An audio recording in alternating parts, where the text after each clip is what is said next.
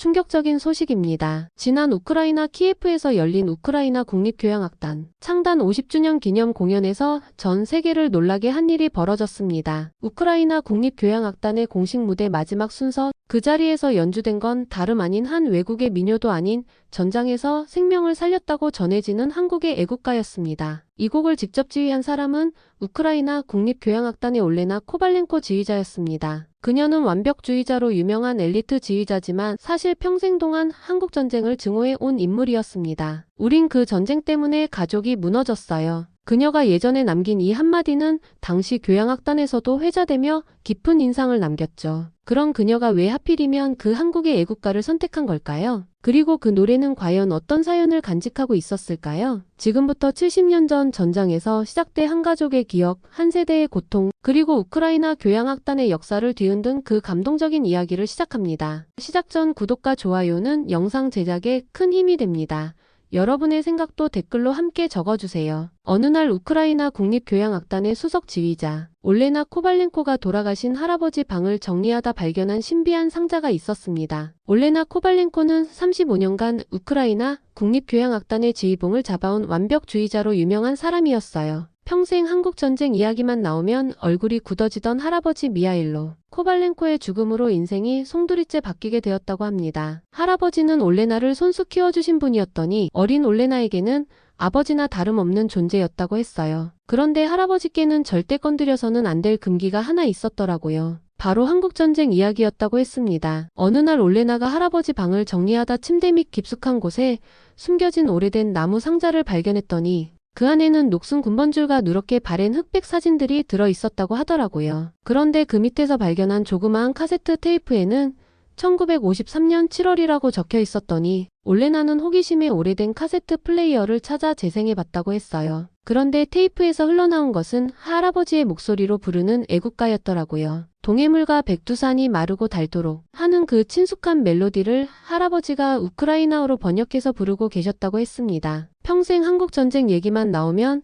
자리를 피하시던 분이 한국의 애국가를 부르고 계셨다는 것이었더니 올레나는 완전히 혼란에 빠졌다고 하더라고요. 테이프를 계속 듣다 보니 할아버지 목소리 다음으로 젊은 한국인 남성의 목소리가 들려왔더라고요. 괜찮습니다, 형님. 이 노래만 들으면 고향 생각이 나서 힘이 납니다. 라고 말하는 그 목소리의 주인은 박상진이라는 이름의 한국 군인이었다고 했어요. 올레나는 완전히 당황했더니 할아버지가 한국인과 이렇게 친하셨다는 사실을 전혀 몰랐다고 하더라고요. 그날 밤 올레나는 잠을 이룰 수 없었더니 테이프 속 할아버지의 목소리가 계속 머릿속에 맴돌았다고 했어요. 다음날 아침 일찍 할아버지 방으로 다시 들어가 상자를 더 자세히 뒤져보니 오래된 일기장이 나왔더라고요. 첫 페이지에는 1953년 마이너스 카투사 박상진과의 첫 만남이라고 적혀 있었다고 했습니다. 일기를 읽어보니 처음에는 언어도 통하지 않는 외국 군인과 함께 싸운다니 라며 당황스러워하던 할아버지의 심경이 점점 변해가는 모습이 기록되어 있었더라고요. 박상진이 계속 이상한 노래를 부른다. 애국가라고 하는데 우리 동료들이 죽어가는데 어떻게 노래를 부를 수 있는가라고 적혀 있었더니 올레나는 할아버지의 편견에 놀랐다고 했어요. 하지만 일기를 계속 읽다 보니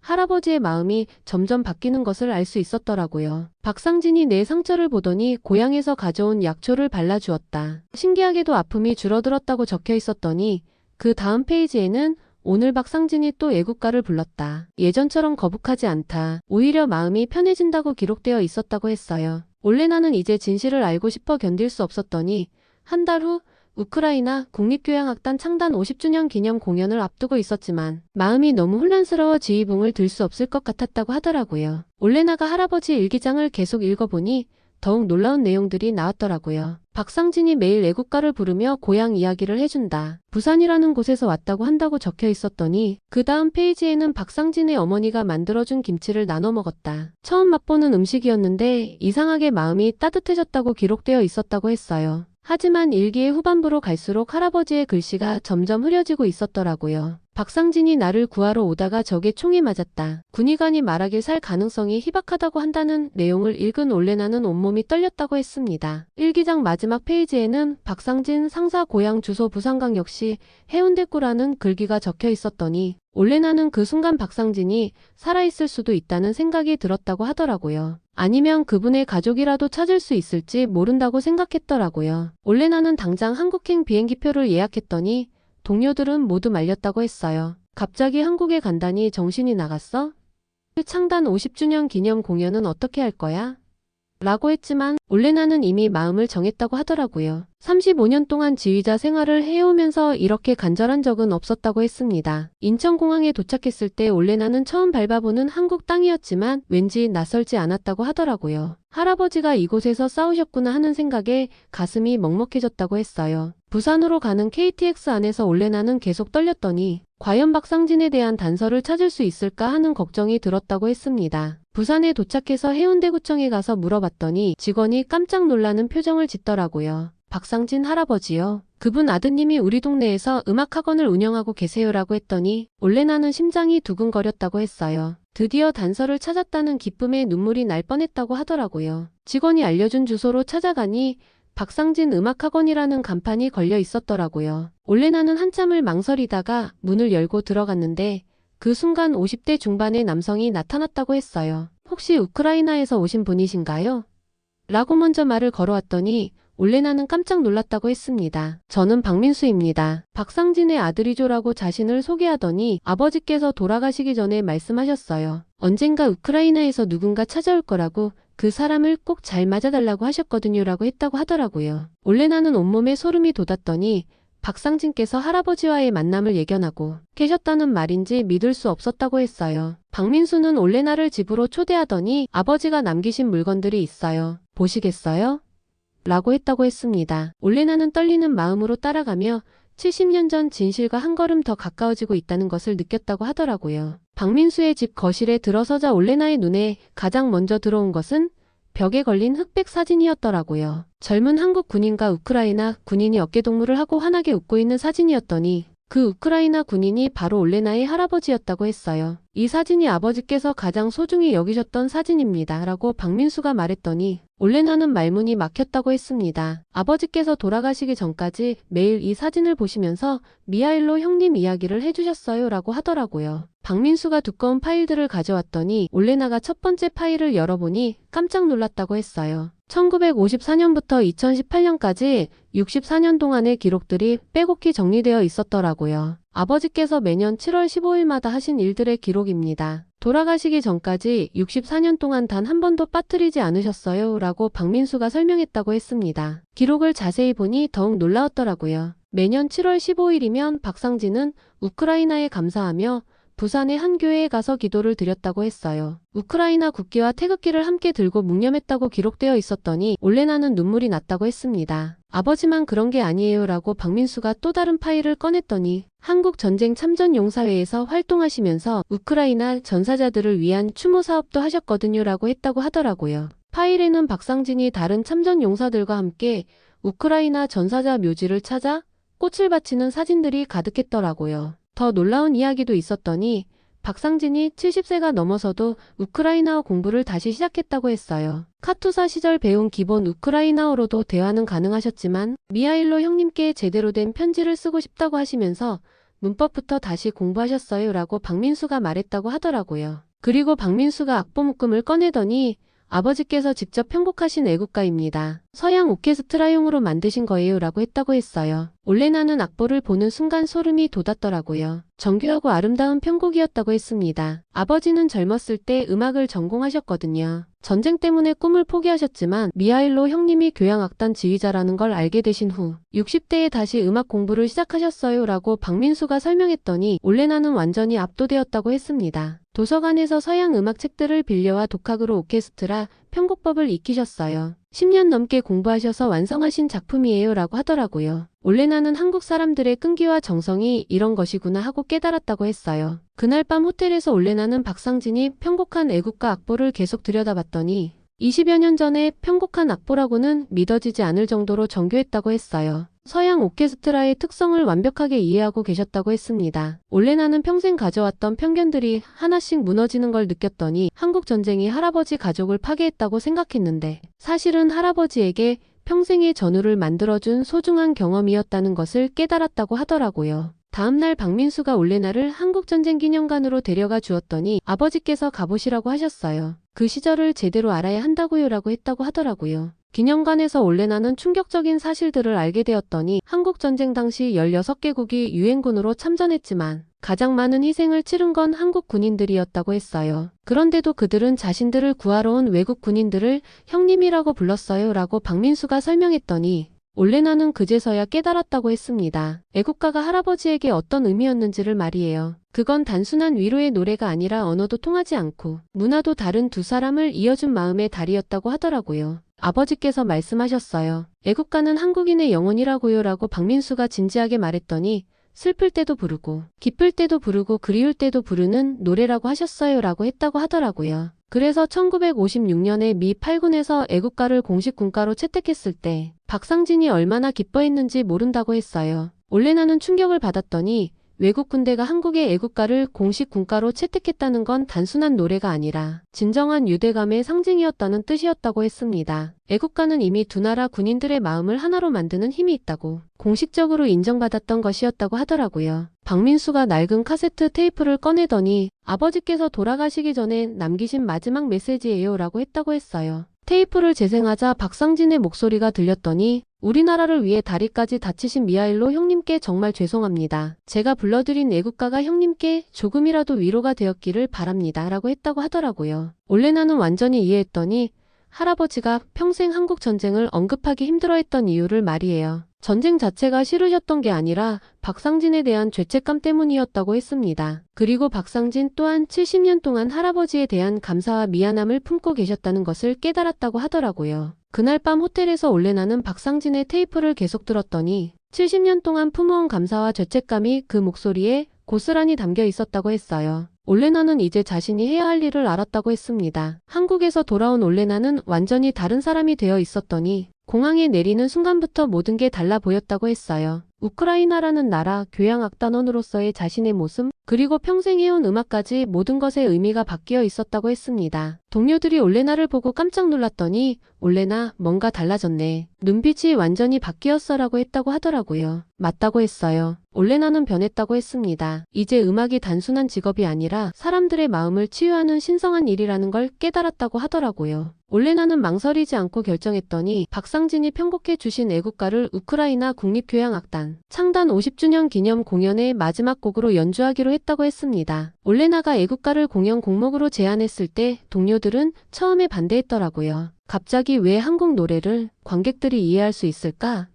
라고 했지만 올레나는 확신했다고 했습니다. 음악에는 국경이 없어요. 게다가 1956년에 미 8군에서 애국가를 공식 군가로 채택한 역사도 있잖아요 라고 했다고 하더라고요. 그리고 이 노래에는 우리가 꼭 들려줘야 할 이야기가 담겨 있어요 라고 올레나가 말했더니 동료들은 점점 올레나의 진심을 이해하기 시작했다고 했어요. 올레나는 할아버지와 박상진의 이야기를 자세히 들려주었더니 오케스트라 단원들 모두가 감동받았다고 했습니다. 연습이 시작되었을 때 처음 애국가 멜로디가 연주되자 연주자들의 표정이 놀라움으로 가득 찼더라고요. 20여 년 전 한국인이 편곡했다고는 믿어지지 않을 정도로 완벽했다고 했어요. 바이올린의 애절한 선율, 첼로의 깊은 울림, 그리고 관악기들의 따뜻한 하모니가 완벽하게 어우러졌다고 했습니다. 이 편곡 정말 대단한데 누가 만든 거야? 라고 첫 바이올린 연주자가 물었더니 올레나는 박상진과 할아버지의 이야기를 자세히 들려주었다고 했어요. 연주자들은 모두 감동했고 더욱 열심히 연습에 임했다고 했습니다. 리허설을 거듭할수록 올레나는 확신이 생겼더라고요. 이 애국가는 단순한 한국 민요가 아니라 인류 보편의 사랑과 우정을 담은 곡이라는 걸 알게 되었다고 했어요. 전쟁의 상처를 치유하고 서로 다른 문화를 이어주는 음악의 힘을 보여주는 곡이었다고 했습니다. 공연 전날 밤 올레나는 할아버지 묘를 찾아갔더라고요. 키예프 국립묘지의 할아버지 묘비 앞에서 조용히 말씀드렸다고 했어요. 할아버지, 내일 박상진 할아버지가 만들어주신 애국가를 연주할 거예요. 할아버지의 마지막 이야기를 세상에 들려드릴게요 라고 했다고 하더라고요. 그 순간 바람이 불어와 나뭇잎들이 살랑거렸더니 올레나는 할아버지께서 답해주시는 것 같다고 느꼈다고 했어요. 평생 말씀하지 못했던 박상진과의 우정을 이제야 세상에 알릴 수 있게 되었다는 기쁨이 컸다고 했습니다. 공연 1시간 전 박민수가 올레나에게 특별한 선물을 가져왔더라고요. 박상진 할아버지의 영정 사진이었다고 했어요. 오늘만큼은 아버지께서도 이 무대를 함께 보셨으면 좋겠어요 라고 했더니 올레나는 그 사진을 지휘대 옆에 조심스럽게 모셨다고 했습니다. 올레나는 박상진 할아버지의 영정 사진을 바라보며 마음속으로 말했다고 했어요. 할아버지, 오늘 당신의 음악이 세상에 울려 퍼집니다. 70년 동안 품어오신 꿈이 이루어지는 순간이에요 라고 했다고 했습니다. 그 순간 올레나는 무대에 선 것이 자신만이 아니라는 것을 느꼈다고 했어요. 두 할아버지가 함께 서 있다는 것을 말이었다고 하더라고요. 무대막이 오르기 직전 올레나는 단원들을 둘러보며 마지막 당부를 했다고 했어요. 오늘 우리가 연주하는 것은 단순한 음악이 아닙니다. 70년 전 전쟁터에서 만난 두 할아버지의 사랑이고 국경을 초월한 인류의 우정입니다. 라고 했더니 모든 단원들의 눈에 결의가 서렸다고 했습니다. 이제 정말로 운명의 순간이 시작되려 하고 있었다고 하더라고요. 드디어 우크라이나 국립교향악단 창단 50주년 기념 공연이 시작되었더라고요. 올레나가 마지막 곡인 애국가를 위해 지휘봉을 들어올리는 순간 객석이 조용해졌다고 했어요. 그리고 첼로가 애국가의 전주를 연주하기 시작하자 마법 같은 일이 일어났다고 했습니다. 바이올린 섹션이 동해물과 백두산이 마르고 닳도록의 주선율을 연주하기 시작했더니 애절하면서도 따뜻한 멜로디가 공연장을 가득 채웠다고 했어요. 이어서 첼로와 비올라가 깊은 화음으로 받쳐주었고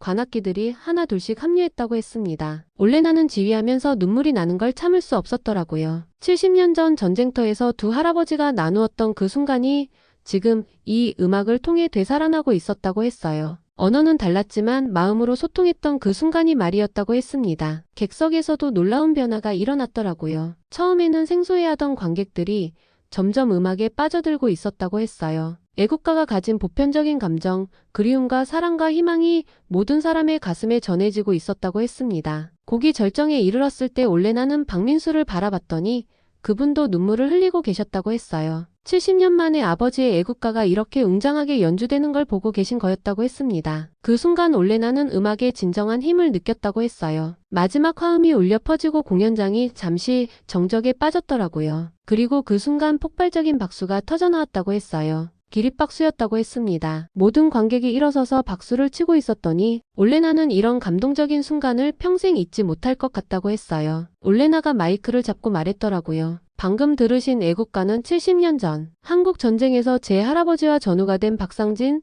상사께서 편곡해 주신 곡입니다. 음악은 국경도 시간도 초월합니다. 오늘 이 무대를 통해 두 할아버지의 우정이 여러분께 전해졌기를 바랍니다. 라고 했다고 하더라고요. 관객들은 더욱 뜨거운 박수를 보냈더니 많은 사람들이 눈물을 흘리고 있었다고 했어요. 공연이 끝난 후 박민수가 무대로 올라왔더니 아버지께서 보셨다면 정말 기뻐하셨을 거예요. 70년 동안 품어온 꿈이 이루어진 거니까요 라고 했다고 했습니다. 그날 밤 올레나는 다시 할아버지 묘지를 찾았더라고요. 할아버지 묘비 앞에 박상진의 테이프를 놓고 조용히 말했다고 했어요. 할아버지, 이제 이해해요. 이 노래가 할아버지를 살렸다는 걸요. 그리고 지금도 우리를 살리고 있다는 것도요 라고 했다고 하더라고요. 그 후 올레나의 인생은 완전히 바뀌었더라고요. 은퇴 후 올레나는 한마이너스 우크라이나 문화교류재단을 설립하기로 결심했다고 했어요. 음악을 통해 두 나라의 우정을 이어가는 일을 시작하고 싶었다고 했습니다. 매년 7월 15일에는 한국전쟁 기념 음악회를 열 계획이라고 했어요. 올레나는 박민수와 함께 한국과 우크라이나를 오가며 두 할아버지의 이야기를 더 많은 사람들에게 전하기로 했다고 했습니다. 그리고 박상진이 편곡한 애국가를 세계 각국의 오케스트라가 연주할 수 있도록 악보를 보급하기로 했다고 했어요. 지금도 올레나의 책상에는 그 낡은 카세트 테이프가 놓여 있다고 했어요. 가끔 들을 때마다 느끼는 게 있다고 했습니다. 진정한 사랑은 죽지 않는다는 것.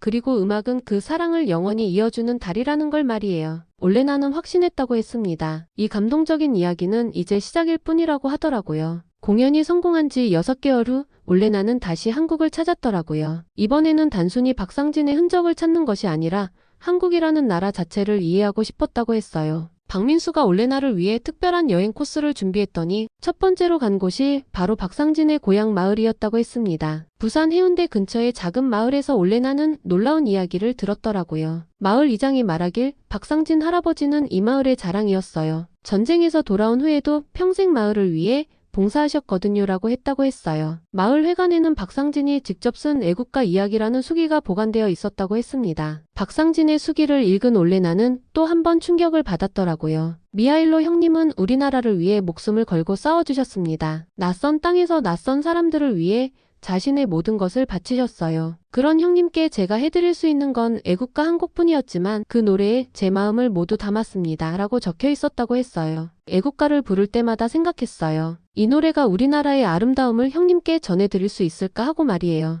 동해의 푸른 바다, 백두산의 웅장함, 그리고 무엇보다 이 땅을 사랑하는 우리 민족의 마음을 형님께서 느끼실 수 있을까 하고요라는 구절을 읽고 올레나는 눈물이 났다고 했습니다. 박민수가 설명하길 아버지께서 항상 말씀하셨어요. 진정한 애국은 자신의 나라만 사랑하는 게 아니라 우리나라를 사랑해준 모든 사람을 사랑하는 거라고요라고 했다고 하더라고요. 박민수는 올레나를 전국의 한국전쟁 참전용사들과 만나도록 주선했더라고요. 대구에서 만난 85세의 이철수 할아버지는 그때 우리를 도와준 외국 군인들 덕분에 오늘의 대한민국이 있어요 라고 했더니 특히 우크라이나 군인들은 정말 용감했어요. 자신들의 목숨을 걸고 우리를 지켜주셨거든요 라고 했다고 했어요. 서울에서 만난 참전용사 부인들의 모임에서도 감동적인 이야기를 들었더라고요. 한 할머니가 말하길 남편이 평생 외국 군인들 이야기를 해줬어요. 언어는 통하지 않았지만 마음은 통했다고 하더라고요. 특히 애국가를 함께 부를 때는 정말 한 가족이 된 것 같았다고 했어요 라고 했다고 했습니다. 부산에서 만난 또 다른 참전용사는 전쟁이 끝나고 70년이 지났지만 우리는 한 번도 그분들의 희생을 잊은 적이 없어요 라고 했더니 매년 추모제를 지내면서 감사의 마음을 표현하고 있어요 라고 했다고 하더라고요. 전국을 돌며 만난 사람들의 이야기를 들은